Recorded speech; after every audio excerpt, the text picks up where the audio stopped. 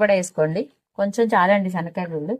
జీలకర్ర వేయించి వేసుకున్నాను. వెల్లుల్లి రెమ్మలు వేసుకోండి, డైరెక్ట్ గా వేసేసుకోవచ్చండి. ఈలోగా అది మగ్గే లోపు ఈ వేసిన ఇంగ్రీడియంట్స్ మిక్సీ పట్టుకొని ఉంచుకుందాం. చూసారు కదా, మిక్సీ పడితే ఇట్లా వస్తుంది, కమ్మటి వాసన వస్తుందండి. మిక్సీ పట్టుకొని రెడీగా ఉంచుకున్నాం కదా. నెక్స్ట్ అది మగ్గిన తర్వాత దీంట్లో వేసి మిక్సీ పెడదాం. ఇందాక నేను మిక్సీ పట్టిన పౌడర్ లో మనం వేయించుకున్న బీరకాయ, పచ్చిమిర్చి వేసుకోవాలండి. అట్లానే కొంచెం చింతపండు వేసుకోండి. చింతపండు కొంచెం సరిపోద్దండి, పులుపు తినే వాళ్ళ దాన్ని బట్టి వేసుకోవాలి చింతపండు. మళ్ళీ ఒక 2-3 వెల్లుల్లి రెమ్మలు వేసుకోండి. 2 వేసుకుంటున్నాను, తాలింపులో కూడా వేస్తాము, టేస్ట్ బాగుంటుందండి.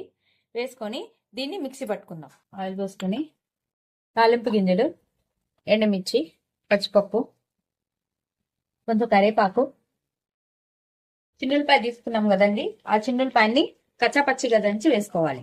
ఇప్పుడు ఇంగు వేసుకుందాం.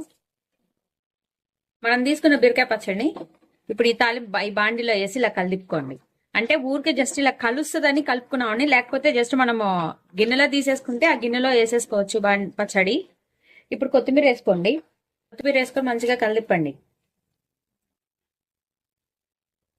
మంట ఆఫ్ చేసుకొని అప్పుడు కలుపుకోవాలండి. ఒకవేళ దీంట్లోనే మీరు కనుక ఎక్కువ పెద్ద బండి తీసుకుంటారు కదా,